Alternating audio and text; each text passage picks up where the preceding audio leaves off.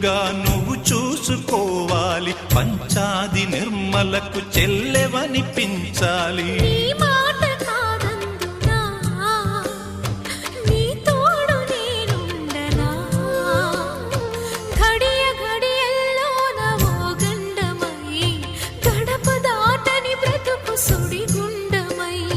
నా ప్రాణమా ఎడబాటు మనకున్నదా, బ్రతుకన్నదే పోరాటమని తెలియదా.